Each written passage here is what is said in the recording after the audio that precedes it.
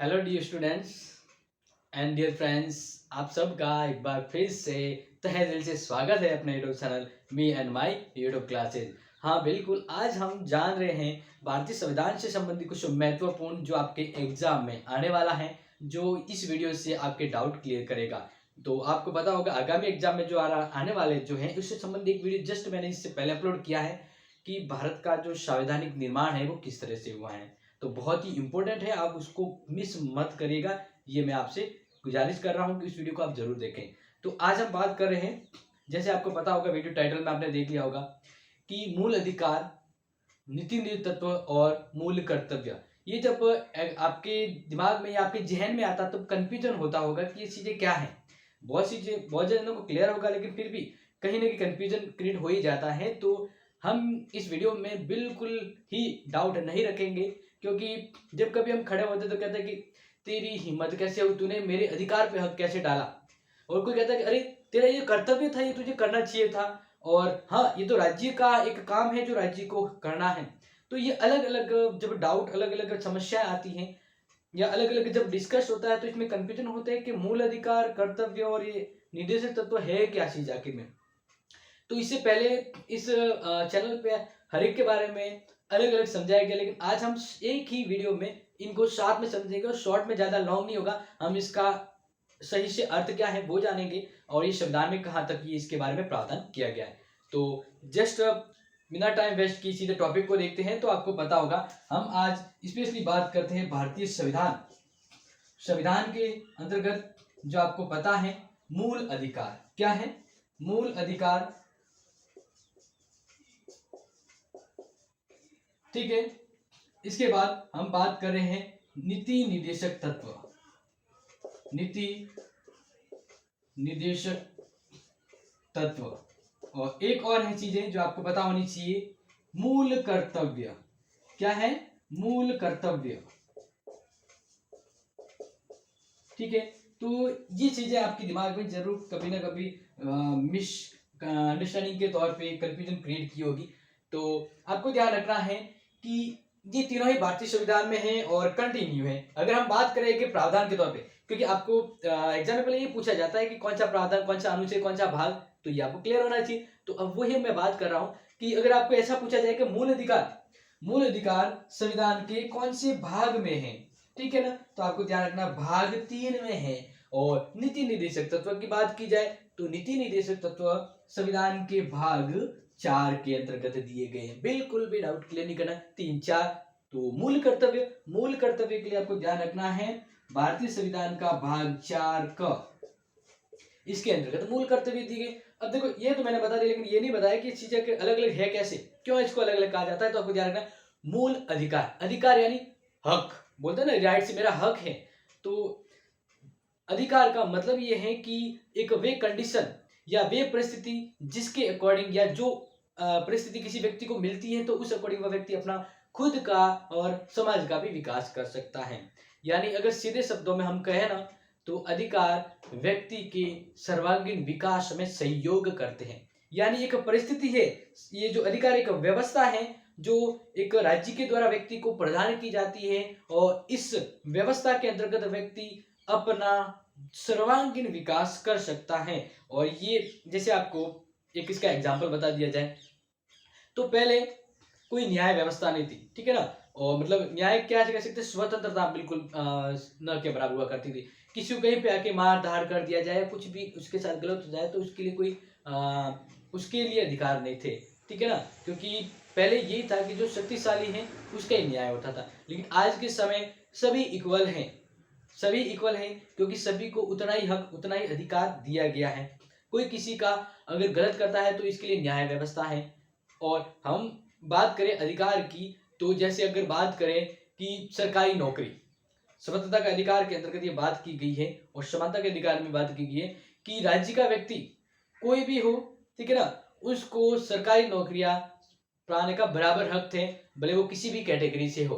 तो इसके लिए पहले देखिए बात करें अंग्रेजों के समय तो किसी विशेष वीआईपी या रॉयल फैमिली को ही कोई बड़ा पद दिया जाता था। लेकिन आज क्या है, आज हर कोई सरकारी नौकरी प्राप्त कर सकता है। क्यों? क्योंकि सभी को बराबर हक, बराबर अधिकार दिया हुआ है। और ये अधिकार व्यक्ति का विकास करने में काफी हद तक योगदान देता है। तो भारतीय संविधान निर्माताओं ने ये इसलिए शामिल किया क्योंकि जो गलतफहमियां जो हो रही थी या भारत के अंतर्गत जो पिछड़ापन जो हो रहा था वो उन व्यक्ति को अधिकार न मिलने की वजह से हो रहा था। तो भारतीय संविधान में मूल अधिकार शामिल किए गए। और ये जो ऐसी जो व्यवस्था है वो कौन से देश से ली गई, तो अमेरिका से। ये आप बिल्कुल भूलेंगे नहीं, ठीक है। ये आप समझ गए। अब नीति निर्देशक तत्व आखिर में क्या है? मूल अधिकार तो समझ लिया है, ठीक है ना, कि होता क्या है। अब नीति निर्देशक तत्व है क्या ये, ठीक है। तो ये आपको ध्यान रखना है। ये नीति यानी कानून, निर्देश यानी कह सकते हैं गाइडलाइन, किसी को कुछ करने के लिए कहना तो उसके लिए वो निर्देश होते हैं।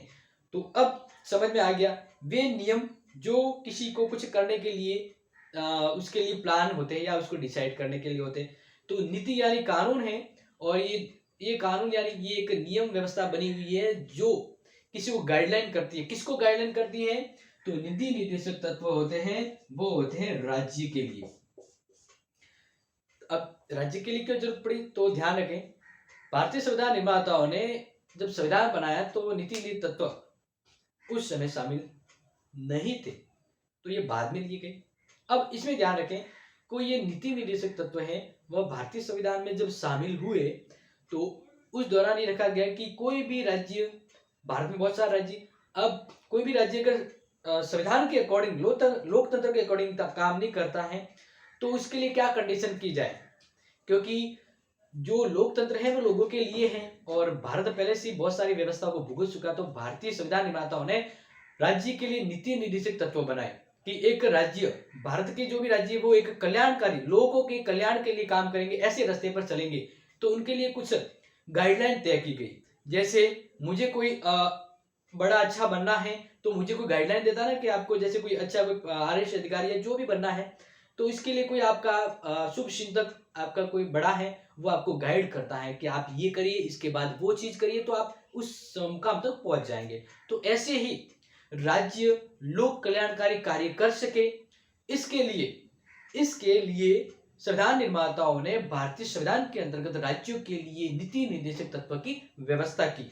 और नीति निर्देशक तत्व आपने बार बार देखे होंगे, जब बुक के अंतर्गत कई पीछे वाले पार्ट्स में प्रिंट होते हैं। और नीति तत्व के बारे में विस्तार से मैंने समझा भी दिया है अपने पहले वीडियो में, आप देख सकते हैं। उसका मैं लिंक डिस्क्रिप्शन में या आई बटन पे दे दूंगा, तो आप उसको बिल्कुल भी मिस मत करें। जो आपको अगर कंफ्यूजन है तो क्लियर हो जाएगा। तो नीति तत्व समझ गए हैं, ये राज्य के लिए एक गाइडलाइन है, लोक निर्माण के लिए और लोक कल्याणकारी राज्य को बनाने के लिए ये नीति तत्व काम करते हैं। और संविधान निर्माताओं की इच्छा के अकॉर्डिंग ही ये एक राज्य के हित में काम करने के लिए सहयोगी होते हैं। ओके, मूल कर्तव्य। अब ये मूल कर्तव्य क्या है भाई? मतलब ये तो समझ लिया है कि अधिकार, नीति तत्व। अब मूल कर्तव्य मतलब, तो अब यहाँ पे ध्यान रखना है कि ये लगभग तो कॉमन ही है। जैसे कहते हैं ना, एक सिक्के के दो पहलू। अब दूसरा पहलू यहाँ पे मूल कर्तव्य है। जैसे मान लीजिए हम कहीं बस में ट्रेवल कर रहे हैं। अब जब बस में ट्रेवल कर रहे हैं तो जब एक व्यक्ति है जो बैठा है, उसकी जगह सीट खाली है कि नहीं है, तो वह जो सीट पे बैठा है उसके पास में जगह खाली है और हम वहां पे खड़े हैं, तो उस व्यक्ति को, एक समाज के व्यक्ति होने के नाते उसका एक कर्तव्य है कि जो खाली पड़ी सीट है वो किसी और को दे। ठीक है, तो इस तरह से उस व्यक्ति ने खाली सीट किसी को दी, भाई साहब आप बैठ जाइए। तो इस तरह से वह व्यक्ति बैठा, तो एक व्यक्ति ने अपने कर्तव्य का पालन किया, तो दूसरों को वो अधिकार मिले। दूसरों को वो क्या मिले? अधिकार के रूप में मिले। मतलब यही चीज यहाँ पे क्लियर है कि अगर आप अपने कर्तव्य का पालन करेंगे तो दूसरों के लिए वही अधिकार बन जाएंगे। जैसे एक और एग्जांपल से हम बात करते हैं, तो बात कर ले कि कोई बड़ा आदमी है, ठीक है ना, और उस बड़े आदमी के घर पे हम जा सकते हैं, ठीक है ना। अब ये चीज तो हो गई यहाँ पे छोटी सी, इसको क्यों में रखिए और एक अच्छे से समझिए कि अभी भारतीय संविधान के अंतर्गत व्यवस्था है और अधिकार है कि आप भारत के किसी भी क्षेत्र में निर्बाध रूप से भ्रमण कर सकते हैं। यानी स्वतंत्रता है, बोलने की, घूमने की और आजादी की स्वतंत्रता है कि नहीं? ठीक है, लेकिन इसका मतलब ये कदापि नहीं है कि आप किसी भी घर में घुस जाओ, नहीं कि मुझे तो भारतीय संविधान ने क्या है, स्वतंत्रता दी है, तो मैं तो कहीं पे घूम सकता हूँ। तो वो स्वतंत्रता का अधिकार का हनन है। क्यों? क्योंकि अगर आप इस तरह से स्वतंत्रता के अधिकार का प्रयोग कर रहे हैं तो दूसरों का अधिकार और दूसरों के कर्तव्य भंग हो रहे हैं। तो अगर आप अनावश्यक रूप से किसी के घर में प्रवेश नहीं करोगे, ठीक है ना, तो इस तरह से आप अपना कर्तव्य पालन कर रहे हो और वही दूसरों का अधिकार होता है। तो कर्तव्य और अधिकार दोनों एक दूसरे से जुड़े हैं। अगर व्यक्ति देश के प्रति अपने कर्तव्यों का निर्वहन करेगा तो यही दूसरों के लिए अधिकार बन जाते हैं। अब बात आती है, जैसे अभी वर्तमान के अंतर्गत हम एक बात करें कि 6 से 14 वर्ष तक के जो बच्चे होते हैं उनको 6 से 14 वर्ष तक के बच्चे हैं उनको मूल अधिकार है। क्या मूल अधिकार है?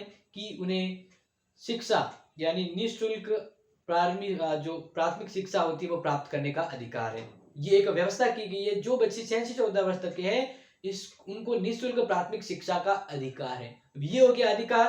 अब इधर देखिए, मूल कर्तव्य में वही बात आती है। तो मूल कर्तव्य में ये आता है कि जो हम बात कर रहे हैं 6 से 14 वर्ष, ठीक है ना, तो 6 से 14 वर्ष के किसकी बात करें? बच्चों की। तो 6 से 14 वर्ष के जो बच्चे हैं उनको निःशुल्क शिक्षा प्रदान की गई है, निःशुल्क शिक्षा। और निःशुल्क शिक्षा प्रदान है तो यही व्यवस्था अधिकार के अंतर्गत तो होगी बच्चों का अधिकार। अधिकार के अंतर्गत बात आएगी इसके अंतर्गत, तो क्या हो गया?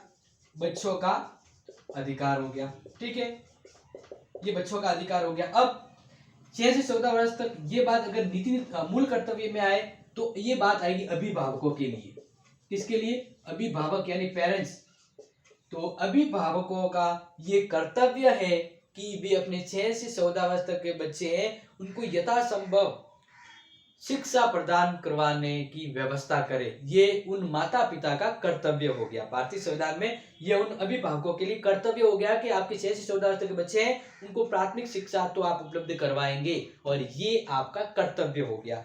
अब यही बात अगर हम बात करें नीति नेतृत्व में, ठीक है ना, तो नीति नेतृत्व में ये बात आती है राज्य के लिए कि संविधान ने कहा कि हर राज्य का ये एक कर्तव्य होगा, ये इनके लिए कर्तव्य है, राज्य के कर्तव्य है कि वह अपने राज्य क्षेत्र में जितने भी बच्चे हैं जो 6 से 14 वर्ष तक के हैं, जो किसी न किसी कारण से अगर शिक्षा से नहीं जुड़े हैं, तो हर उस राज्य का कर्तव्य है कि वह अपने इस आयु वर्ग के बच्चों को शिक्षा का माहौल उपलब्ध करवाए, उन्हें शिक्षा प्रदान करवाए।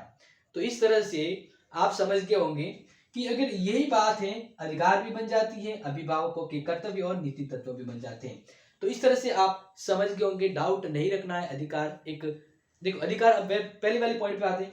ये जब बच्चों को अधिकार मिला तो बच्चे पढ़ेंगे लिखेंगे तो एक अच्छा नागरिक बनेंगे, तो ये एक अधिकार, एक व्यवस्था होगी, एक अवसर हो गया बच्चे के लिए।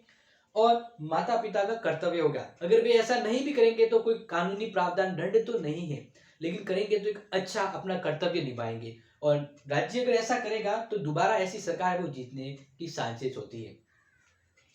तो मुझे ये लग रहा है आपको ये चीजें क्लियर हो रही होगी, बिल्कुल होनी चाहिए, क्योंकि जब हम यहाँ पे डिस्कस कर ही रहे हैं तो डाउट नहीं होना चाहिए। ठीक है, अब हम बात करते हैं, तो कुछ आंकड़े देखते हैं जो एग्जाम में आते हैं। तो मूल अधिकार भारतीय संविधान के अंतर्गत भाग 3 में मूल अधिकार है।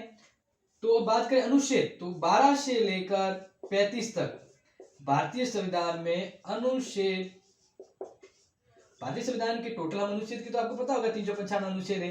अब 395 अनुच्छेद में के अंतर्गत 12 से लेकर 35 तक जो अनुच्छेद है वो मूल अधिकार के बारे में बताते हैं।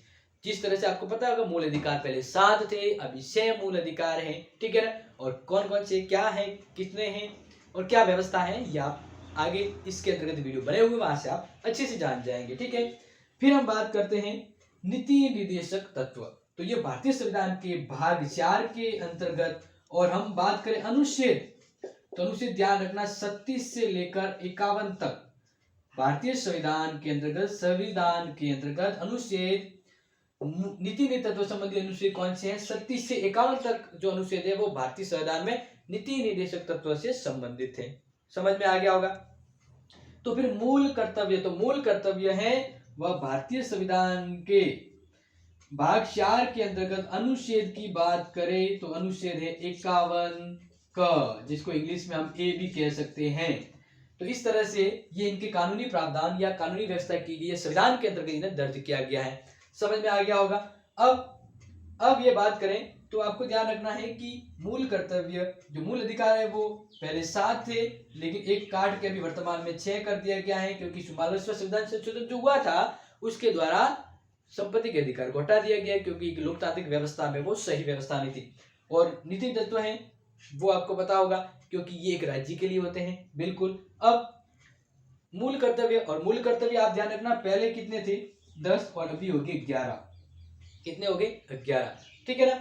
तो अभी ये इसमें ध्यान रखना कि जो मूल कर्तव्य है ना वो भारतीय संविधान में बाद में जोड़े गए। 42वें संविधान संशोधन 1976 के द्वारा स्वर्गीय स्वर्ण सिंह की सहमत थी, वो एक समिति बनी थी, उन्होंने या उनके सुझाव से जोड़े गए थे। तो पहले 10 थे, फिर एक और कर्तव्य जोड़ा गया। 86वां संविधान संशोधन हुआ था, आपको पता होगा 2002 के अंतर्गत। तो 2002 के अंदर जब 86वां संविधान संशोधन हुआ तब मूल कर्तव्य के अंतर्गत एक और कर्तव्य जोड़ा गया, और वो कर्तव्य था ये कर्तव्य था कि 6 से 14 वर्ष के बच्चों को उनके अभिभावकों के द्वारा शिक्षा की पुख्ता व्यवस्था की जाएगी। तो अब आपको ये समझ में आ गया होगा कि अधिकार क्या है, नीति तत्व क्या है और मूल कर्तव्य क्या है। और कोई कंफ्यूजन रह जाता है दोस्तों तो आप और हम साथ में हैं, संपर्क में रहेंगे, और जल्द ही आप कमेंट बॉक्स में करके ये भी बता दीजिए कि कुछ समझ में नहीं आया या फिर आया है। और इसको आप सब्सक्राइब तो कर चुके हैं और अपने फ्रेंड्स को भी करवाइए, क्योंकि आने वाले जो वीडियो हैं उनका नोटिफिकेशन आपको तभी मिलेगा जब आप अपडेट रहेंगे, और उसके लिए सब्सक्राइब करना जरूरी है। और रिसेंटली जो कंटिन्यू एग्जाम है तो इसके लिए ऐसे जो टॉपिक आते हैं उसको आप नेवर मिस। ओके, तो अब मिलते हैं नेक्स्ट वीडियो में, तब तक के लिए thank you, have a nice day.